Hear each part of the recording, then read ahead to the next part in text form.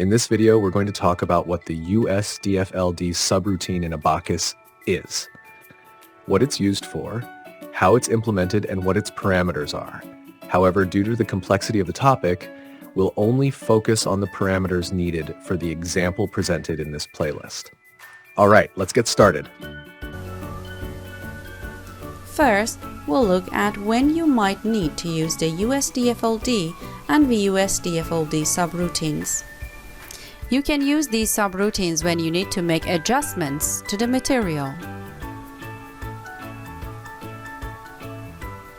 Assume your elastic modulus in a sphere changes as the radius changes. You can use these subroutines to do so, or you can make cohesive damage dependent on another variable.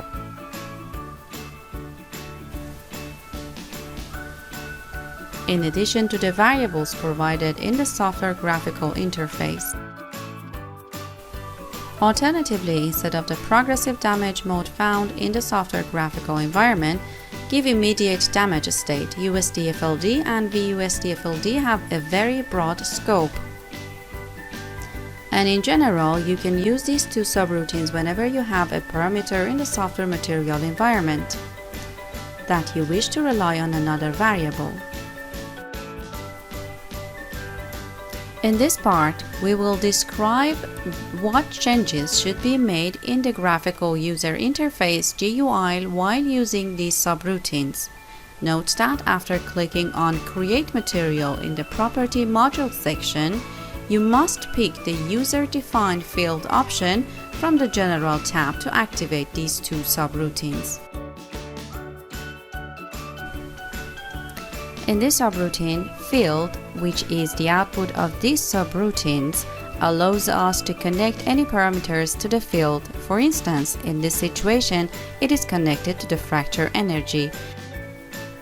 It is important to note that the number of fields you wish to link to is governed by the number of field variables option in the Property module in the Create Material section. This subroutine has a wide range of application because it may be used to link any material parameters to the field, such as subroutine output.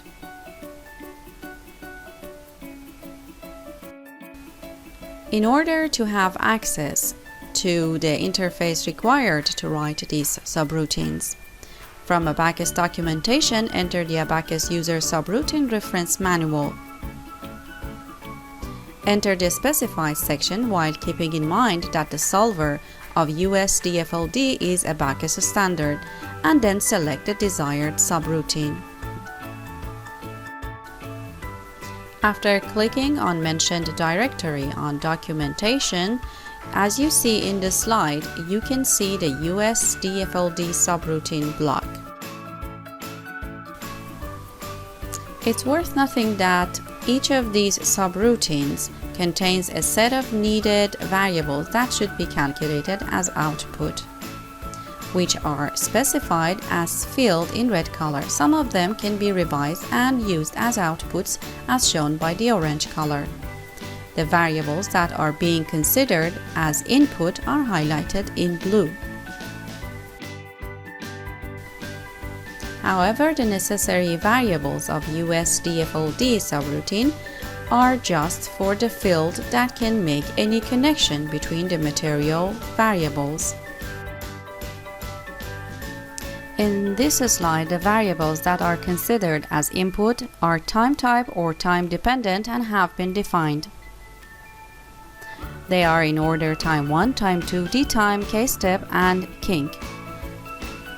Key step is equal to the current steps that we are at, which is, in this example, is equal to 2, and kink is equal to increment in number, which is the increment number for which we have performed analysis. This was a brief and helpful explanation of the USDFLD subroutine, along with an overview of the parameters needed to solve the problem presented in this video playlist. In the next video, we'll write the subroutine code for the given problem. Make sure to subscribe to our channel to get notified when it's uploaded. Additionally, if you'd like to master the USDFLD subroutine and all its parameters and learn how to solve more complex problems using it, we recommend checking out our training package. The link is in the description.